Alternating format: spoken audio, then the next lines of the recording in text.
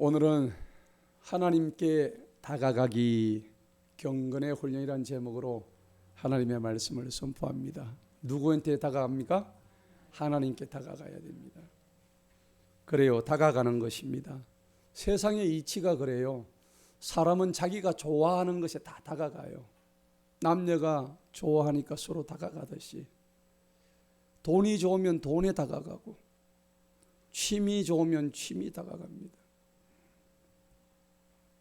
권력과 또 자기가 찾는 신에게 달려가요. 그런데 여러분들, 그 모든 것들 좋아하는 것들을 창조하시는 분은 여호와 하나님이십니다. 그렇다면 본질은 뭐예요? 자기가 좋아하는 것을 창조해 주신 하나님을 찾아야 마땅한 일이에요. 그런데 실상은 안 그래요. 자기가 좋아하는 것만 좋아하지 그걸 만들어 주신 하나님은 뒷전이에요. 이게 우리의 모습이에요. 사람은 영적인 존재입니다. 왜 영적인 존재냐? 사람에게 1 더하기 1은 2가 아니에요. 사람은 영적인 존재이기 때문에 1 더하기 1은 10이 될 수도 있고 100이 될 수도 있고 1000이 될 수도 있는 거예요. 사람이 영이란 것은 좋은 영과 나쁜 영으로 나누어지는 거예요. 하나님을 찾고 하나님을 믿는 사람에게는 좋은 영이 옵니다. 그런데 하나님을 멀리하고 하나님이 그 마음속에 없는 사람들은 세상의 영을 받아요. 자기가 다 판단해요. 자기가 주인입니다. 자기가 모든 걸 다 결정해야 돼요. 얼마나 힘이 들겠습니까? 한치 앞을 모르는 인생인데, 내일 일을 모르는 인생인데 얼마나 힘이 들겠어요? 예수님께서 말씀하신 것 중에 가장 중요한 것이 3가지가 있어요. 믿음과 소망과 사랑입니다. 하나님 나라 들어가려면 이 3가지 없이는 못 들어가요. 우리가 사는 이 세계는 크게 2 세계로 나눌 수 있습니다. 하나는 육적인 눈에 보이는 세계, 또 하나는 눈에 보이지 않는 영적인 세계입니다. 육적인 세계는 눈에 보이기 때문에 보이는 것을 쫓아갑니다. 그래서 우리는 그것을 물질적인 세계다 그렇게 얘기하는 거죠. 우리가 수학에서 과학에서 이 차원을 얘기합니다. 1차 방정식, 2차 방정식, 뭐 방정식을 고차 방정식까지 얘기하는데 차원이 다르다 이렇게 우리가 얘기를 하는 거예요. 동물들은 1차원의 삶을 살고 있어요. 돼지들은 주면은 먹는 게 최고의 행복이잖아요. 그런데 사람은 먹는 것 가지고 행복한 게 아니에요. 먹는 것 그 이상의 채워질 수 없는 자기 만족이 또 있어야 되는 거예요. 그게 뭐냐 그러니까 우리가 생각하는 존재이기 때문에 영이 있다는 것을 의미하는 거예요. 그런데 세상 사람들을 자세히 보세요. 과연 영이 있는 사람처럼 행동을 합니까? 그렇지 않아요. 마치 육의 세계가 전체 다인 것처럼 생각하면서 물질적인 세계에만 매달려서 사는 것이 오늘날 현재의 모습입니다. 왜 그럴까요? 영적인 눈이 닫혀 있기 때문입니다. 영적으로 볼 수 없기 때문이죠. 그러니까 인간의 역사는요, 깨달은 자와 깨닫지 못한 자의 차이입니다. 인류의 역사가 어떻게 발전했느냐면 못 깨달은 자보다 더 깨달은 자가 깨달아서 이루어지는 역사가 인류 역사입니다. 여러분 생각해 보세요. 공자가 유명한 말을 했잖아요. 내가 아침에 일어나서 도를 깨달으면 저녁에 뭐 한다고요? 죽어도 좋다고 했다고. 유명한 말이에요. 여러분은 어떠세요? 아침에 도를 진짜 깨달으면 저녁에 죽어도 좋아요?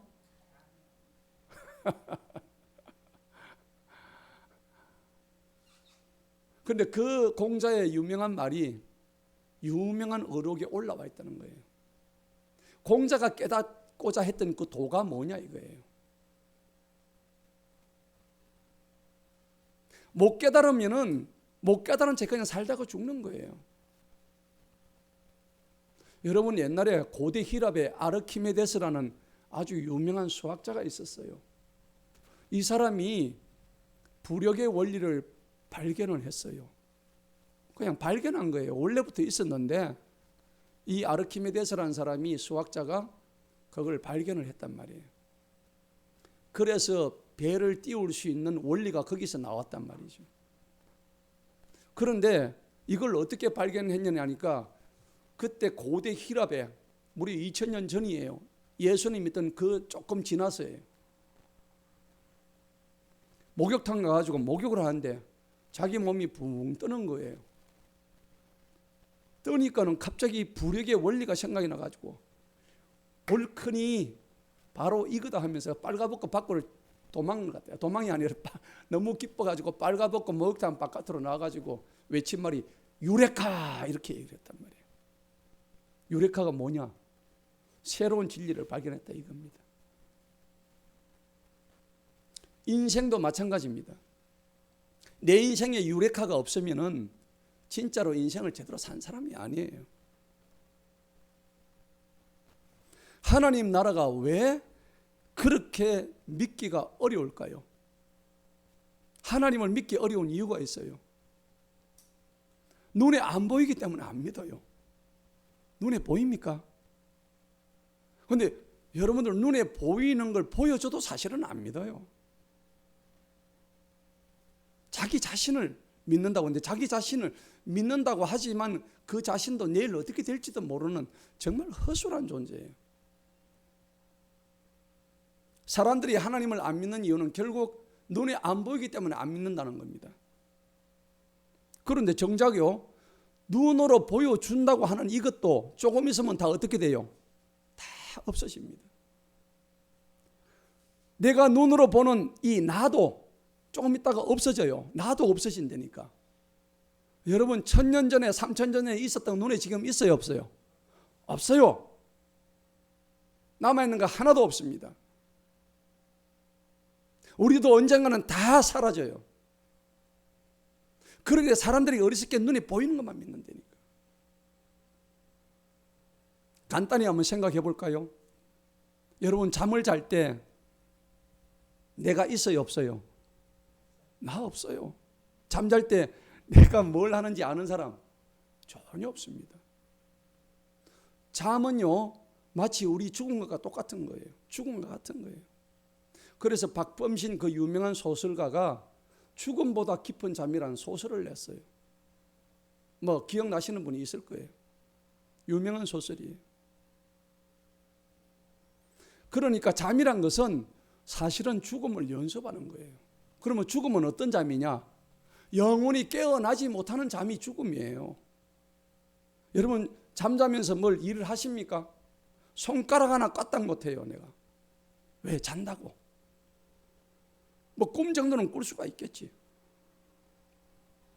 그래서 잠은 죽음의 연습이다, 이런 말이 있어요. 우리가 매일 죽음의 연습을 하고 있는 거예요. 하루 내내. 어쨌든 깨어나지 못할 그 깊은 잠, 죽음이라는 그 잠을 하나님께서 우리가 자지 않게 하시고 우리를 건져내셨어요. 그게 하나님의 구원이란 겁니다. 하나님의 구원이에요. 그 구원은 누구에게 있느냐? 오직 하나님의 손 안에 있다는 겁니다. 그래서 구원은 예수 그리스도 안에 있는 믿음을 통해서만 이루어지는 게 구원이에요. 다른 구원은 없습니다.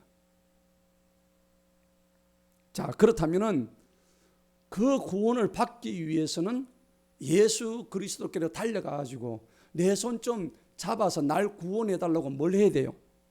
다가가야 되겠죠. 오늘 설교 제목이 그거예요. 다가가야 되는 거예요. 다가가서 어떻게 해야 돼요? 간청해야 돼요. 간절히 청해야 되는 거예요. 내 손 좀 잡아달라고. 예수님, 나는 지금 물에 빠져 죽어가는 영원한 잠에, 영원한 죽음에 지금 들어가 있는데 나 좀 구원시켜달라고. 예수 믿지 않는 사람은 살아있지만 죽은 자와 똑같습니다. 성경이 그렇게 얘기를 해요. 이처럼 눈에 보이지 않는 하나님께 다가간다는 것은 결국은 뭐냐니까 믿음이 없이는 안 되는 일이에요. 성경은 믿음이 없이는 여호와 하나님을 기쁘시게 할 수가 없다고 말씀하시거든요. 오늘 설교의 제목처럼 하나님께 다가가려 그러면은 이 믿음이 생겨야 되는데 도대체 이 믿음이 어떻게 하면 생길까? 교회를 수십 년 다녀도 믿음이 안 생겨요. 여러분 자신을 한번 생각해 보세요. 도대체 이 믿음이란 게 안 생긴단 말이에요. 그럼 보여준다고 믿을 것 같아요. 그런 사람은 보여줘도 안 믿어요. 안 보여줘서 못 믿겠다는 사람인데 그거 거짓말이에요. 그럼 믿음은 어떻게 생기느냐? 성경에 답이 나와 있더라고요. 로마서 10장 17절에 뭐라 그랬어요? 믿음은 뭐에서 나온다고? 들음에서 나오는 거예요. 뭘 들어야 돼요? 들음은 하나님의 말씀에서 비롯된다고 성경이 정확히 답을 내리고 있단 말이에요. 하나님 말씀을 들어야 믿음이 생기는데 백날 가도 하나님 말씀을 안 듣고 교회를 안 나오니까 믿음이 생길 리가 있겠어요? 답답한 노릇이에요. 그러면 이 성경 기록은 디모데후서 3장 16절에 모든 성경의 기록은 하나님의 영감으로 되었다고 얘기합니다. 그리고 우리한테 교리로서 책망하고 훈육하고 우리를 바로잡아주고 우리에게 채찍질을 해준다고 성경이 말씀하는 거예요. 이거 안 받으려고 하나님 말씀을 무시하는 거예요. 그러면 지옥길 바로 가는 거예요, 그냥. 여러분, 사람이 왜 영적인 존재인 줄 아세요? 사람은 영적 존재인데 문제는 영적 존재를 다 부정하고 있단 말이에요. 전도를 해보면 모릅니까? 너무 육적인 생각에 사고방식에 잡혀있기 때문에 가령 여러분들 전도할 때 지옥 얘기하죠. 전도하는데 지옥이 있냐 천국이 있냐 물으면 지옥 천국 이런 거 없다 그래요. 그런데 그런 분한테 그러면 지옥 갑니다 하면 성질내요. 지옥이 없다는 사람이 지옥 얘기를 하면 정작 화를 낸다니까. 그러면 지옥 가세요 이러면 어떻게 돼요? 뺨 맞습니다. 지옥이 없다고 하는데 지옥 가라고 하면은 얼마나 기분 나빠하겠어요. 여러분, 돼지한테 갖다 대놓고 돼지야 너 지옥 가 하면 돼지는 뭐라 그럴까요? 꿀꿀꿀 아무 뜻도 몰라요. 그건 돼지라고 돼지. 여러분, 죽은 뒤에 천국도 지옥도 없다는 사람이 지옥 가면 좋으냐?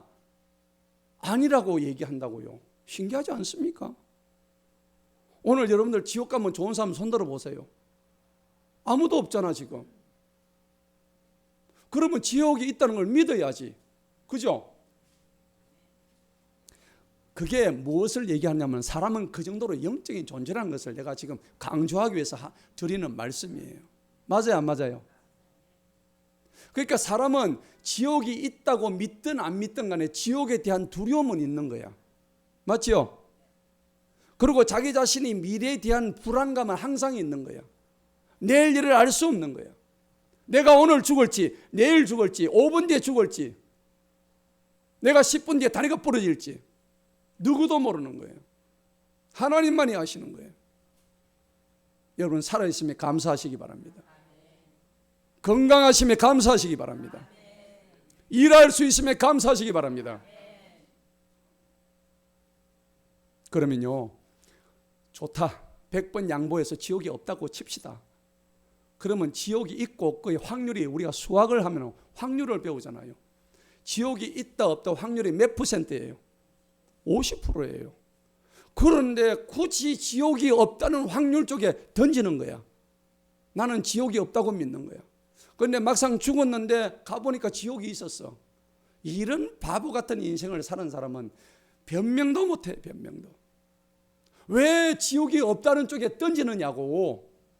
그렇게 지옥이 있다고 얘기를 했는데도 불구하고. 여러분, 어제도요 13만 명 되는 사람이 지옥으로 갔어요. 많죠? 지구 인구가 80억이에요. 제가 통계를 찾아봤더니 매일 12만 9천 명이 죽는데요. 전 지구인들이. 태어나는 사람은 22만 명이고. 그러니까 자꾸 인구가 부러지겠죠. 죽는 사람은 적고 태어나는 사람은 많으니까. 어느새 지구 인구가 80까지 간 거예요. 그래도 매일 죽는 사람이 13만 명이 죽는다고. 하나님을 모르는 그 대다수의 사람이 어디로 가겠어요? 매일같이 지옥으로 떨어지는 거예요.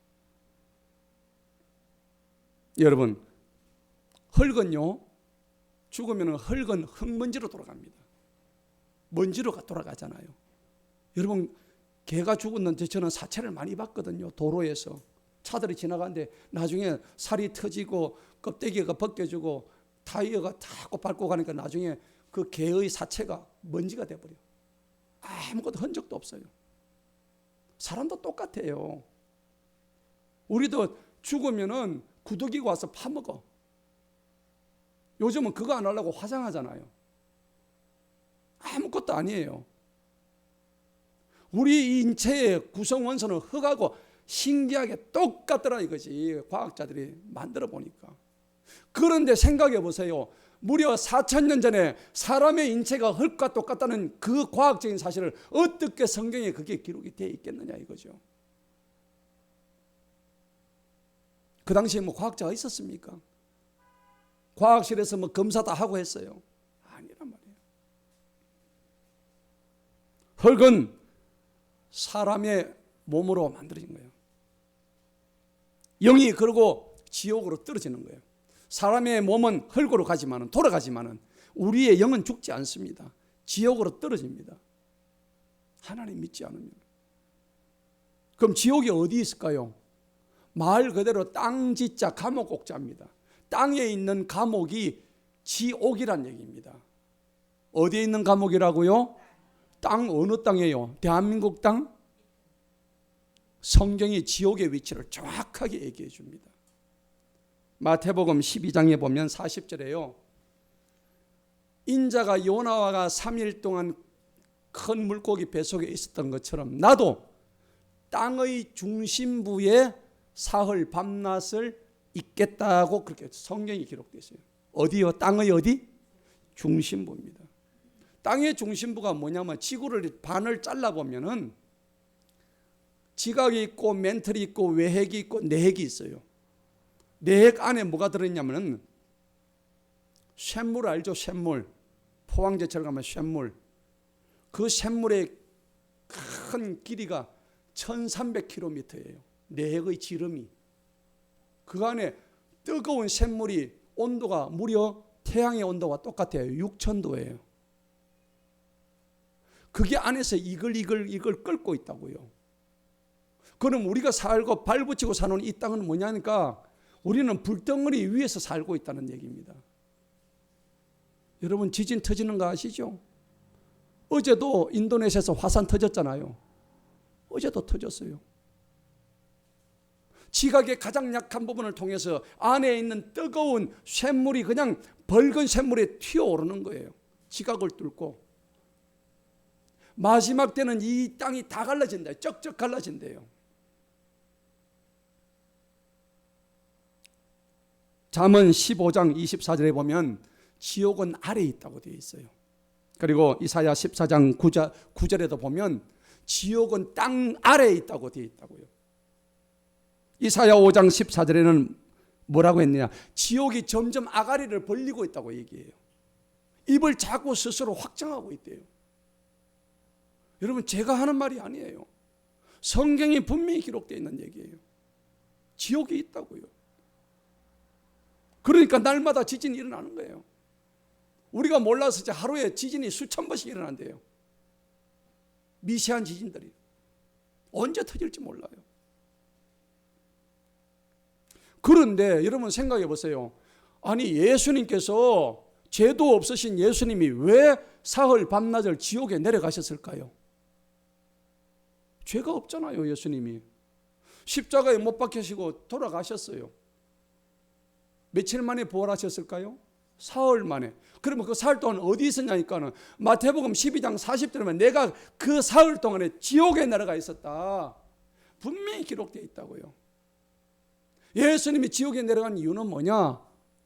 우리가 죄가 많잖아요. 타락한 인간이 죄를 많이 지어가지고 타락한 인간이 갈 곳은 어디예요? 지옥이잖아요. 우리가 가야 할 지옥을 누가 대신 갔어요? 예수님이 뭐 하면서 십자가에 대신 못 박혀 우리의 죄를 대신해서 죽으심으로, 여러분들 자식이 만약에 잘못하면 엄마 아빠가 가가지고 경찰서 가가지고 벌금 대신 내요 안 내요? 대신 내잖아요. 자식을 위해서라면 자기 콩팥도 내주잖아요. 그런데 예수님은 우리의 죄를 위해서 자신의 목숨을 내주셨다고요. 그런데 그 예수님을 믿지를 않아요. 심장이 터질 것 같아요. 얼마나 예수님이 답답해 하시겠어요.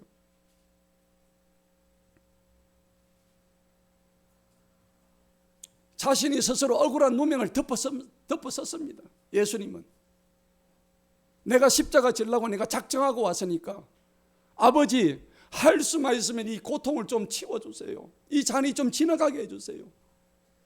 오죽하면 예수님이 그런 부탁을 하나님께, 아버지한테 했겠어요. 너무 고통스러우니까. 그런데 마지막에 뭐라 그랬어요? 그래도 내 뜻대로는 마시고 아버지 뜻대로 해달라고. 내가 이 죄를, 이 인간들의 죄를 내가 대신 받을 테니까 저들을 용서하여 주옵소서. 저들의 죄를 용서하여 주옵소서. 요한일서 4장 8절에 하나님은 그래서 사랑이시다. 가디저러보다.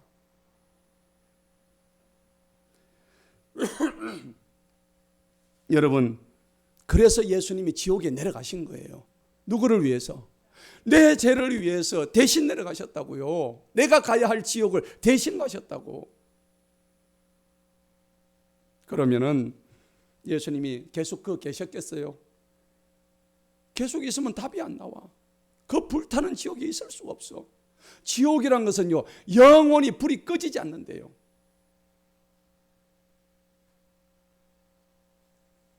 그래서 사흘 만에 그 지옥에서 다시 살아나십니다. 부활하신 우리 주님 찬양합니다. 죽음을 이기시고 지옥을 이기시고 지옥의 권세를 물리치시고 다시 부활하신 우리 주님, 영광의 박수 한번 올리겠습니다. 왜 그랬을까요? 우리를 너무 사랑하셨으니까요. 이렇게까지 해도 말을 못 알아듣는다면 여러분, 영적인 눈이 다 막힌 거예요. 영적인 귀가 다 먹은 거예요. 영적 소경이고 영적 귀머거리예요. 이 정도까지 얘기를 해도 못 알아듣는다면. 그래서 예수님께서 믿음과 소망과 사랑을 강조를 하신 거예요. 그래서 성경에요, 오죽하면 누가복음 16장에 가면은 지옥에 있다는 걸 증명하기 위해서 나사로를, 지옥 그걸 보여주셨단 말이에요. 나사로를 통해서. 나사로가 이 땅에 살면서요, 부자와 같이 살았어요. 부자가 밥을 먹고 있는데 먹을 것이 없어가지고 부자가 먹는 밥상 밑에 떨어지는 부스러기를 주워 먹는 거예요. 그래도 이 나사로는 예수를 믿었어요. 그런데 배가 이렇게 튀어나온 부자는 예수 안 믿었어요. 둘 다 죽었어요. 나사로는 올라가니까 아브라함이 있는, 아브라함의 품에 안겨가지고 주님과 같이 있는데, 그때 이 땅에서 잘 먹고 잘 사던 그 부자는 저쪽에 내가 갈 수도 없는 그 큰 구렁텅이 지나서 지옥에서, 불타는 지옥에서 고통을 받고 있는 거예요. 나사로야, 나사로야, 나 좀 꺼내줘. 나 좀 꺼내줘. 이 불타는 고통에서 정말 내가 죽을 지경이다. 여러분, 지옥불은요 절대 꺼지지 않습니다. 영원토록 불탑니다. 지구 속에 불탄다고요. 꺼진 적이 있을까요? 아닙니다. 더 맹렬히 타고 있습니다. 그리고 그 안에 들어가면요, 차라리 죽으면 좋은데 죽지를 않아요. 절대 죽고 싶어도 죽을 수 없는 것이 지옥이에요. 영원한 고통이라고요. 여러분이 오늘 이거 믿지 않고 오늘 죽는다면 바로 지옥 갑니다. 그래서 이 부자 부자가 나사로한테 부탁을 합니다.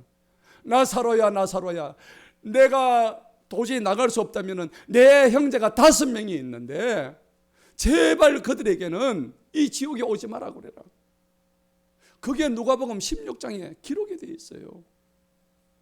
얼마나 지옥이 무서우면 예수님이 그 증언을 해서라도 우리에게 깨우침을 주려고 할까요? 여러분, 사도 바울은요, 우리가 그렇게 가지고 싶어 했고 그렇게 다가가고 싶어 했던 돈이라든지 명예라든지 권력이라든지 이 모든 것들을 뭘로 여겼습니까? 배설물로 여겼다고요. 배설물이 뭐예요? 똥이에요. 똥. 여러분, 똥 싸고 난 뒤에 똥이 좋아서 변기 안에 계속 쳐다보고 있습니까? 바로 물내립니까? 바로 물내리잖아요. 더러운 것을. 내 몸속에 그 더러운 것이 나왔는데 빨리 물내려가지고 눈에 안 보이게 하잖아요. 그런데 성경은 뭐라고 얘기하냐니까 그게 더러운 게 아니야. 그게 더러운 게 네 마음이 지금 더 더럽다는 거야. 그 똥하고는 비교할 수 없을 정도로 네 마음이 악하고 더럽고 추하다는 얘기죠.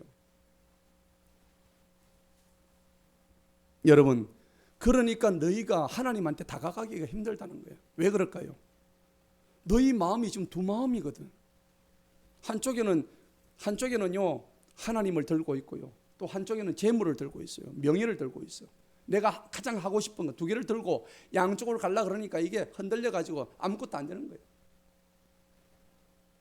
여러분 어떠십니까? 때로는 하나님과 이 재물을 들고 있을 때 때로는 하나님을 쳐버려. 재물이 최고야. 만몬신이 들어오는 거예요. 만몬신한테 한번 잡혀보세요. 밑도 끝도 없습니다. 완전히 물질에 질질 끌려가지고 물질의 노예가 되는 삶을 살아가는 거예요. 진정한 그리스도인은 물질을 끌고 옵니다.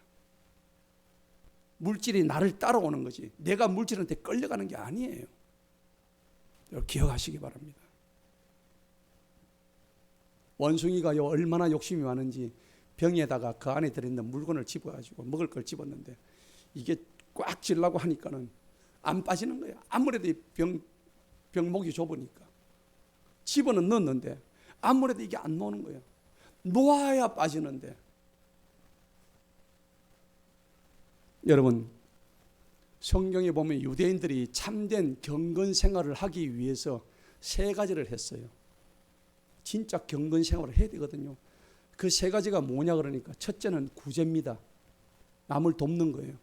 2번째는 기도입니다. 3번째는 금식이에요. 유대인들이 전통적인 유대인들이 이 3가지를 가장 경건 생활의 핵심으로 보았다고요. 그러면 구제는 뭡니까? 나하고 이웃과의 관계를 얘기하는 거예요. 나하고 이웃과의 관계입니다. 사람과 사람과의 관계죠. 선한 일을 해야 되니까. 그러면은 기도는 뭐예요? 나하고 누구와의 관계예요? 하나님과의 관계예요. 구제는 대인 관계라면은 기도는 대신 관계예요. 하나님과 나와의 관계라고. 그러면 금식은 뭐예요?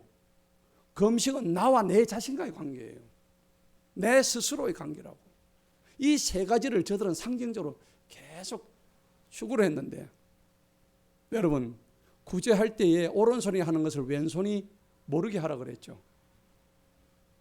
그런데 바리새인들은 어떻게 했어요? 오른손이 한 것을 왼손도 알고 왼다리도 알고 오른다리도 알고 다 알았어요. 주님이 뭐라고 하셨어요? 너는 네 상을 이미 다 받았구나. 내가 줄 상은 하나도 없어. 우리 어떻게 합니까? 우리가 뭘 좀 하면 생색내지요? 아닙니다. 네 상 다 받아서 하늘에서 내가 네한테 줄 상은 없다고 분명히 말씀하십니다. 우리가 어떤 것을 하나님한테 드리더라도 왼손이 한 것을 오른손이 모르게 하시는 여러분 되기를 축복합니다. 드러나지 않게 하세요. 그런데 바리새인들은 그 구제한 것을 얼마나 드러내는지 몰라요. 그 다음에 기도는 어떻게 했어요? 남들 보라고 막 사람들이 있는 데서 막 웅성웅성 해가지고 막 자기들 기도 많이 한다고 자랑하듯이 그러고 막 기도를 막 크게 하면서 기도를 막 진실된 기도는 막 화려한 막 미사역으로 써가지고 기도하고요. 남들 보라고 막 뭐 조금만 하면 될 것을 막 1시간 2시간 막 기도하고요. 아니다. 하나님 안 기뻐하십니다. 하나님 제일 기뻐하시는 기도는 뭔지 아세요? 말 못해도 좋아요. 내 마음을 다 가난 기도, 그걸 받으시는 거예요. 어떨 때는 하나님 나 기도 못합니다. 근데 하나님을 만나고 싶습니다. 할 말이 없어가지고 그냥 앉아서 울고 있는 그것만 최고의 기도란 말이에요. 기도 못한다고 난 교회 못 간다. 진짜 그것이야말로 바리새인과 같은 생각을 하는 아주 어리석은 사람들이에요. 하나님 안 기뻐하신다. 했던 말 또 하고 또 했던 말 또 하고 중언부언 하지 말라고 성경은 얘기했단 말이에요. 그리고 금식을 왜 하나님의 내가 내 자신과의 관계로 얘기했냐니까. 금식을 하게 되면 곡기를 끊기 때문에 내 창자에 고통이 옵니다. 그렇잖아요. 이 고통 오는 것을 어떻게 해요? 예수님의 고통과 바로 직결시키는 거예요. 그래서 내 모든 삶의 초점과 영광은 누구에게 맞춘다? 하나님한테 맞춘다. 예수 그리스도에게 맞춘다. 이것을 말씀하고 있는 거예요. 근데 성경은 신실한 유대인들은 그렇게 했지만은 문제는 바리새인들이 문제인 거예요. 우리 교회 안에도 얼마나 많은 바리새인이 있는지 몰라요. 그게 오늘 바로 너희들이다. 성경은 네가 지금 바리새인이야. 남 얘기하지 마. 오늘 성경은 그 얘기하고 있는 거예요. 안타까운 일이죠. 오늘 우리가 읽었던 본문이 디모데서입니다. 전후서입니다. 그런데 디모데 전후서는 바울과 디모데의 아름다운 동력이 빛나는 장면들이에요. 바울이 디모데를 친아들처럼 여겼다고 성경은 얘기합니다. 그러니까 저들이 동력에서 하는 사역의 목적은 다른 거 아닙니다. 헌신하는 거예요. 내려놓음입니다. 그리고 십자가에서 죽음을 계속적으로 강조하고 있어요. 디모데 전후서에 계속 그 말씀입니다. 그리고 저들이 바랬던 것은 오직 하늘의 소망이었다는 겁니다. 그래서 디모데 전후서의 교훈의 특징, 이게 뭐냐면 교회 생활 전반에 걸쳐서 우리가 깨달아야 될 교훈들을 알자는 겁니다. 지침, 경계, 그리고 건강한 교리 생활 어떻게 할 것인가.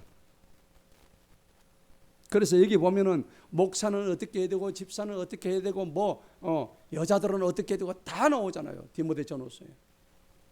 그런데 저는 디모데서에서 가장 은혜 받는 부분이 어디냐니까 1장에 나와 있더라고요. 제가 어제 이거 말씀을 준비하면서 디모데 전후서를 한 몇 번을 읽었는데 얼마나 은혜가 되는지 몰라요. 그런데 제가 본문을 택했지만 정작 은혜 되는 부분은 디모데 전서 1장에 나와 있어요. 13절에서 16절인데 바울이 전에는요, 자기가 스스로 고백하는 게 뭐냐, 내가 전에는 하나님을 못 오겠다고 나와 있다고, 하나님을 박해했다고 나왔다고, 예수님을. 그리고 내가 해악을 끼쳤는데 내가 왜 그랬느냐, 그 당시는 믿음이 없어서 몰라서 그랬다고 지가 변명하고 있더라고. 변명이 아니라 사실이 그랬으니까. 막 예수 믿는 사람을 잡아가 가둔 사람이 바울이잖아요. 그러면서 자기를 뭐라고 표현하니까 나는 죄인들 중에 뭐라고요? 괴수라고 표현하는 거예요. 오늘 제가 볼 때 이 괴수들 많습니다.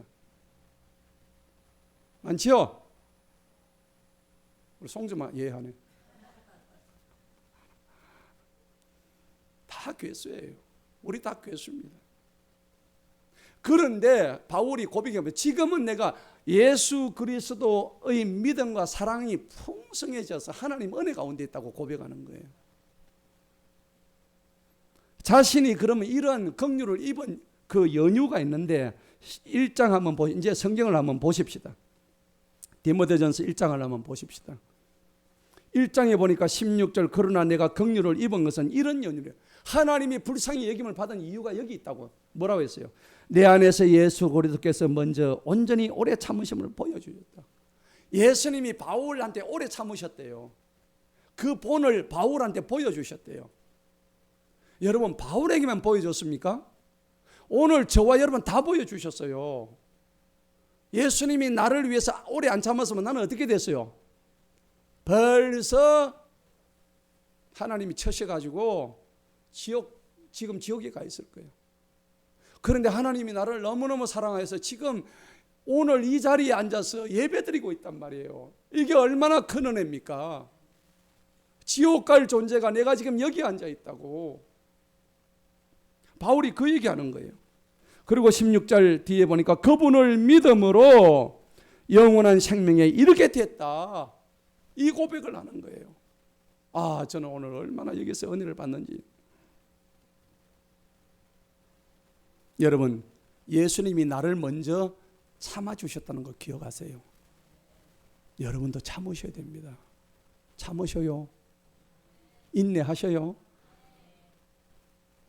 예수님이 나한테 참아준 거는 다 깡그리 잊어먹고 남들한테는 조금도 못 참아. 용서를 못해요. 그래서 우리가 하나님께 다가가기 위해서는 경건의 비밀을 알아야 돼요. 경건의 생활을 해야 되는 거예요. 그 디모데에서는 보니까 경건이라는 말이 많이 나오더라고요. 많이 나와요. 경건이 뭘까요? 여러분 사전에 찾아보세요. 공경할 경자, 공경할 근자입니다. 삼가할 근자거든요. 하나님을 공경하고 하나님 앞에 엄숙하게 생활한다 이 뜻입니다. 어떤 것을 소중히 받들고자 자기 자신이 엄숙하게 하는데 사도행전 가면은 10장에 고넬료라는 사람이 경건한 사람이라고 표현이 되어 있죠. 우리 그런 사람 되기를 축복합니다. 성경에는 경건한 사람들이 많이 나와 있었어요. 욥도 경건했고 모세도 경건했고. 성경은 우리에게 경건하라, 경건의 연습과 훈련을 하라 지금 말씀하시는 거예요. 따라합시다. 경건을 연습합시다. 경건을 훈련합시다. 오늘 설교의 제목이에요. 왜 성경이 우리 보고 경건하라고 하겠어요? 이유가 뭘까요? 우리가 경건하지 않기 때문이에요. 우리 삶이 틈만 생기면 경건하고는 완전히 반대로 가는 삶이 되기 때문이에요. 사람의 마음이 악하잖아요. 여러분, 내 마음이 선하다고 얘기할 수 있는 사람이 얼마나 될까요? 돌았으면 악해지는 거예요. 돌았으면 시기하고 질투하고 미워하고 거짓말하고 남을 살인하고요. 그런데 이렇게 경건하지 못한 이 정말 못난 인간들을 위해서 하나님이 하신 일이 있다고요. 저는 말씀을 보면서 또 은혜를 받았어요. 로마서 4장 5절에 뭐라고 했냐니까 경건치 못한 자들을 의롭다 하시고, 그게 누구예요? 우리잖아요. 우리가 경건치 못한 우리를 뭐라고 했다고? 의롭다고 했단 말이에요. 할렐루야. 그리고 그 작은 믿음을, 볼품도 없는 그 믿음을 하나님은 의로 여기셨다. 그렇게 표현되어 있다고요.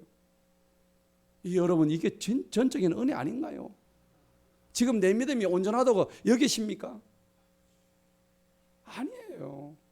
그리고 또 로마서 5장 6절에는 뭐라고 되어 있냐? 우리가 아직 연약할 때에 하나님이 약속대로 예수님께서 경건치 않은 자를 위해서 죽으셨더라.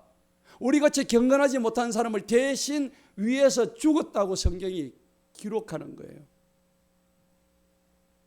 얼마나 가슴 아픈 얘기입니까?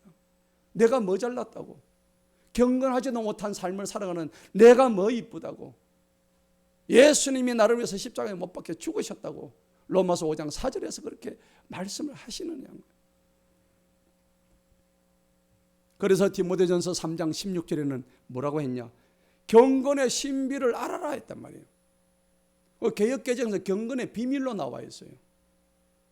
제가 누차 말씀드린 신비하고 비밀은 틀려요. 신비는 아무리 까도 까지지 않는 거예요. 왜? 하나님의 비밀이기 때문에. 그런데 비밀은요, 시크릿.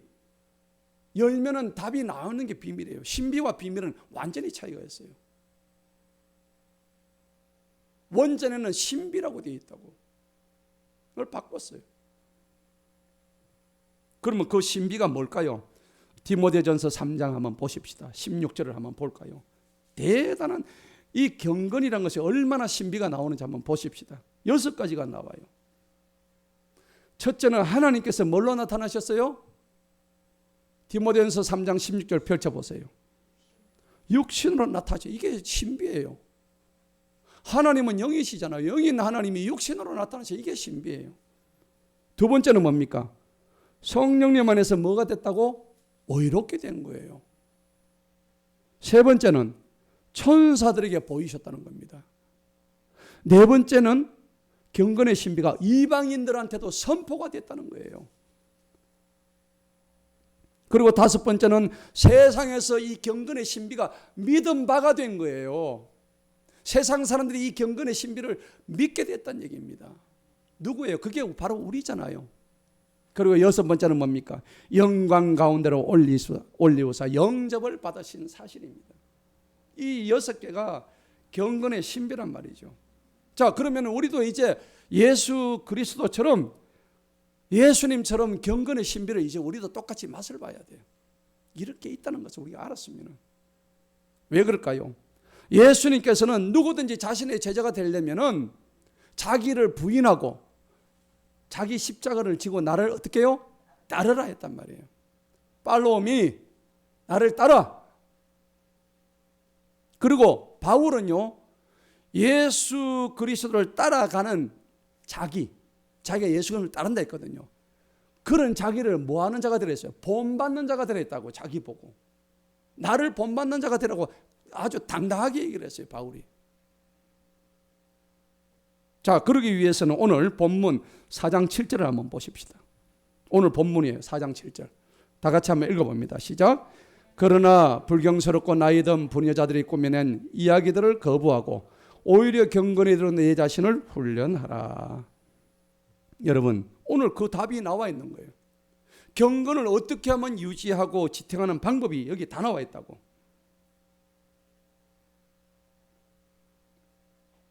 그런데 오늘 거기 불경스럽고 나이든 부녀자들이라고 했어요.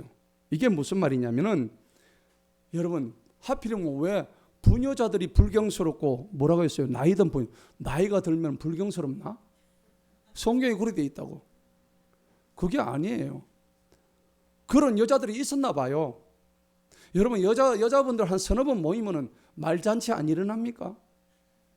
말잔치가 말폭탄 수준이야.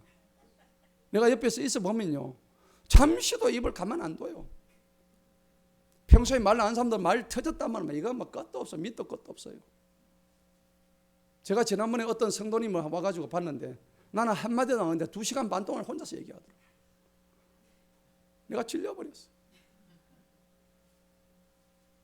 참 대단해.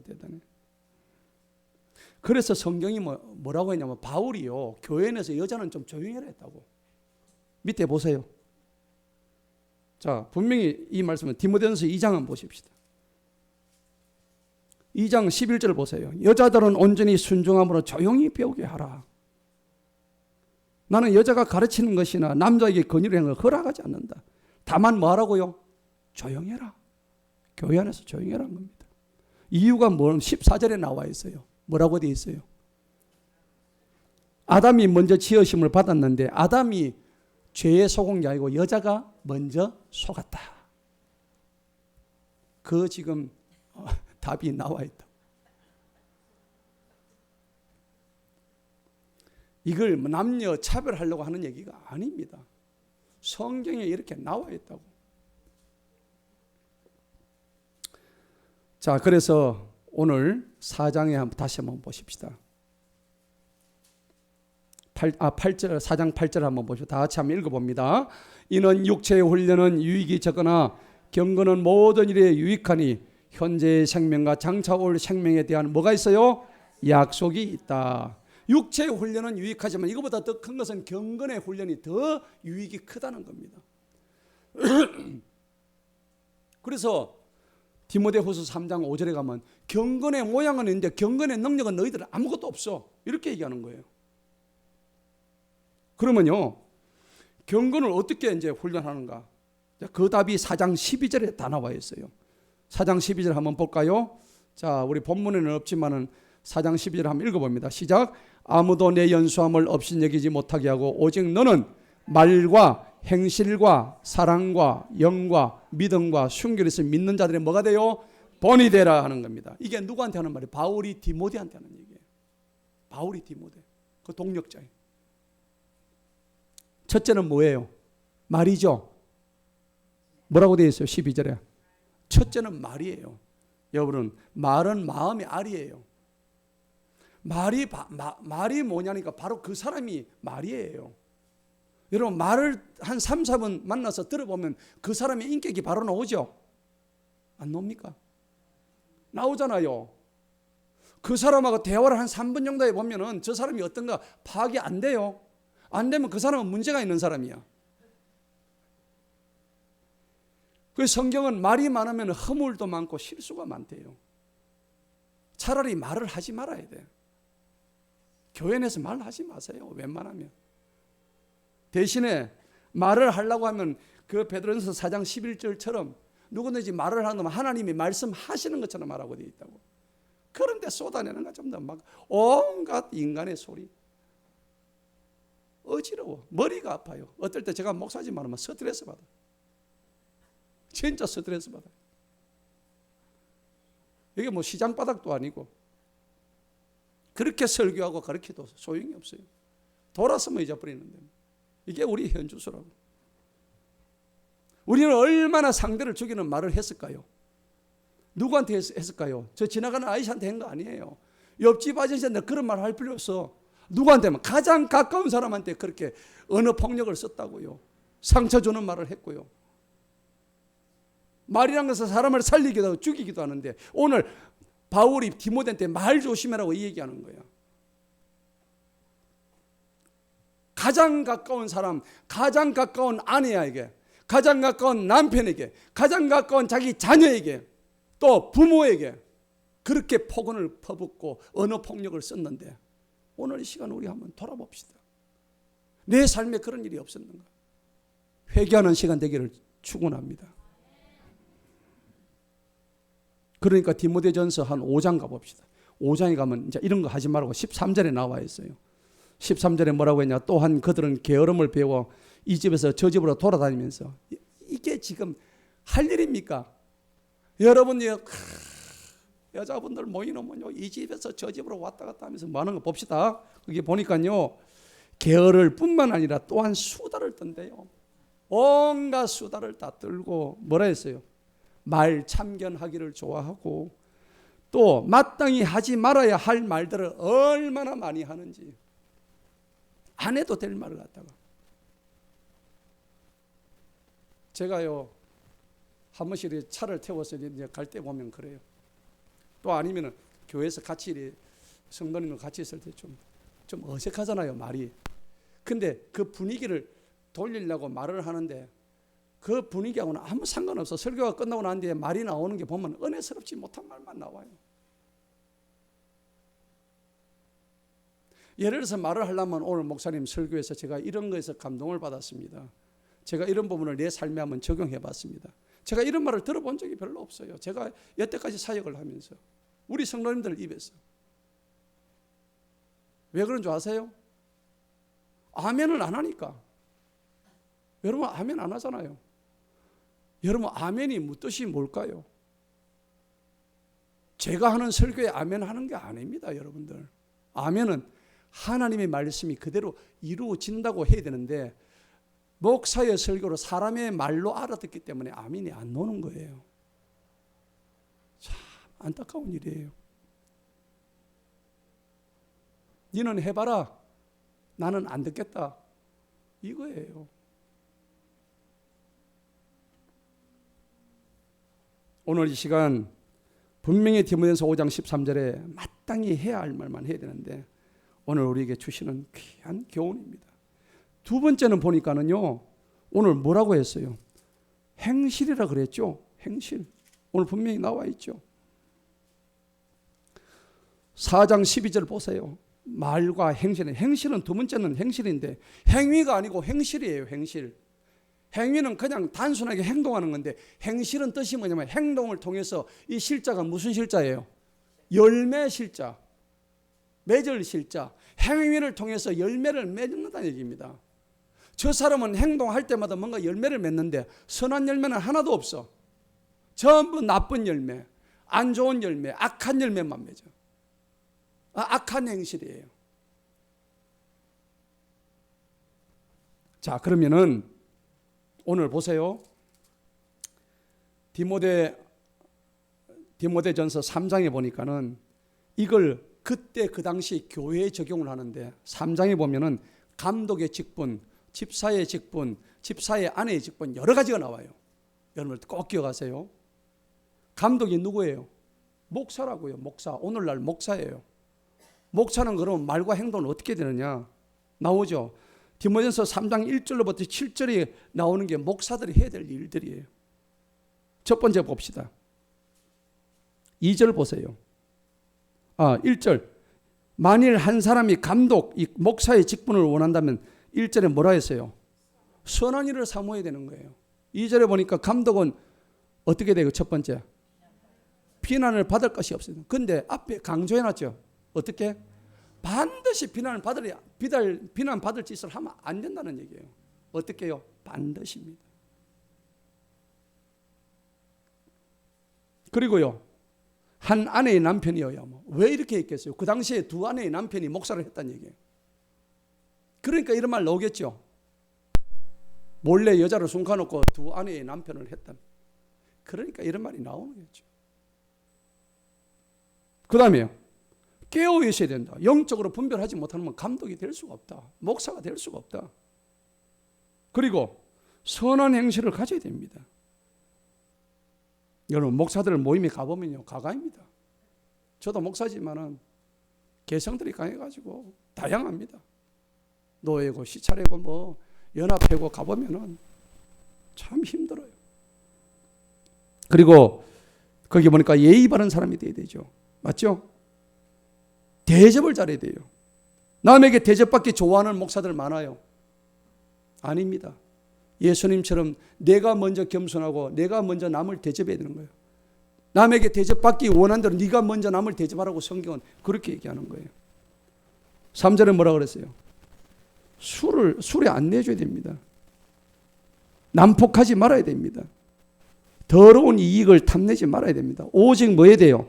인내하고 말다툼을 하지 말아야 된다. 주님은 그러면 말다툼 못하나요?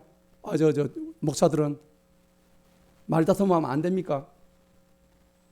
안 좋잖아요. 그런데 왜 말다툼을 하지 말라 그러냐까? 말다툼을 하면요 똑같은 사람 되거든요. 그러니까 말다툼을 하지 말고 진리의 말씀만 하라는 거예요.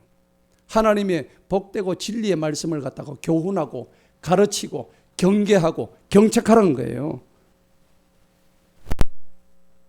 그리고 뭐라 그랬어요? 4절에 보니까 자기 집안을 잘 다스려야 됩니다. 우리가 그렇지 않습니까? 어떤 목사님들 보면 자기 집안은 그냥 속된 말로 개판인데 와가지고 우리가 그렇게 복음을 전하고 있으면 그게 은혜가 되겠습니까? 모든 위험으로 자기 자녀에게 복종하게 하는 사람이 되어야 된다. 자녀들이 말을 안 들어. 이것도 힘든 일이에요. 5절에 보니까 어떤 사람이 자기 집안을 다스릴 줄 알지 못하면 어떻게 하나님의 교회를 돌볼 수가 있겠느냐. 초신자는 안 된대요. 교만해가지고 높아져서 마귀의 정죄에 빠진다. 그리고 7절 보시기 바랍니다. 이뿐만이 아니라 그는 반드시 밖에 외부에서부터도 뭘 받아야 돼요? 좋은 평판을 받아야 돼요. 여기까지가 감독, 목사들이 해야 될 오늘 바울이 디모데에게 얘기하는 가장 중요한 그 당시 교회를 향해서 하는 말이에요. 그 다음에 집사들은 그러면 아무것도 아니냐? 집사들 보세요. 반드시 신중하고 한 입으로 두 말 안 해야 돼요. 한 입으로 두 말하면 안 돼. 집사님들 많은 술에 내어주지만 그런데 여기 많은 술 돼 있지요. 제가 왜 많은 술을 했을까? 제가 고민을 해봤어요. 그러면 약간 작은 술은 먹어도 된다는 얘기야. 그죠? 어감이 안 그래요? 그렇죠. 그래서 여러분 디모데전서 5장 23절 보세요. 거기 디모데전서 5장 23절에 보면은 이제부터는 네 위장과 자주 앓는 질병들로 인하여 물만 마시지 말고 뭘 쓰라고요? 포도즙을 좀 써라. 그런데 개역개정은 포도주를 좀 쓰라. 원문에 제가 보니까 little wine 돼 있어요. little wine. 조그만 포도주란 얘기입니다. 근데 오늘 여기는 포도즙이라 되는데 포도주를 좀 써. 근데 뭘 위해서 써요? 기분이 좀 안 좋을 때, 기분이 좋을 때 먹으라는 얘기가 아니고 위장을 위해서, 네 병을 위해서 조금 써도 된다 이 얘기입니다. 자, 여러분들 굉장히 오늘 좀 중요한 말이 나오죠. 그리고 9절 보세요. 순수한 양심의 믿음의 신비를 가져야 돼요. 믿음의 신비가 있어야 돼요. 이런 사람들일지라도 먼저 뭐가 돼야 돼요? 입증이 돼야 되는 거예요. 그래야 집사의 직분을 받는 거야. 입증이 안 되면 집사의 직분을 못 받아요.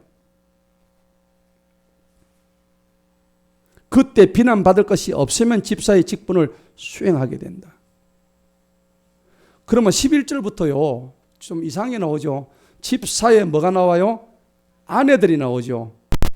집사의 아내들은 집사라고 표현을 안 해서 그냥 집사의 아내들로 표현했단 말이에요. 그 당시에. 그러니까 집사는 누구만 될 수 있었어요? 남자들만 될 수 있었어요. 근데 오늘날은 그렇지 않잖아요. 집사의 아내들도 신중하고 반드시 헐뜯는 자가 되지 말고 깨어있고 모든 일에 신실한 자가 되라. 자기 자녀들과 자기 집안을 잘 다스려야 된다.